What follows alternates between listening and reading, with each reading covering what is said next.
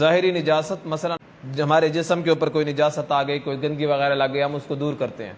ایک باطنی نجاست ہے، اس کا ذکر پچھلے درس میں تفصیل کے ساتھ کیا تھا کہ ظاہر تو چیز حلال ہوتی ہے لیکن اندر سے وہ حلال نہیں ہوتی۔ اب بکری ہے، حلال جانور ہے، یہی بکری اگر آپ کسی محلے والے کی، کسی اور دوسرے بندے کی، چرواہے کی چوری کر لیں اور اس کو بے شک آپ بسم اللہ اللہ اکبر کہہ کے ذبح کریں، لیکن وہ حلال تو نہیں ہوگی، آپ کے لیے تو حرام ہے۔ رزق ہے، پیسے ہو گئے، یہ انسان کے لیے رزق ہے، اس کی قدر کرنی چاہیے۔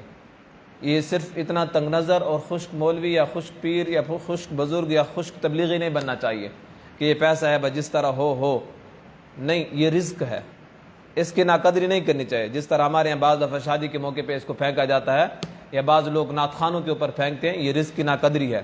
جس طرح آپ روٹی کو نہیں پھینک سکتے، رزق کو نہیں پھینک سکتے، یہ بھی رزق ہے، اس کو بھی آپ نہیں پھینک سکتے، اس کا خیال کرنا چاہیے۔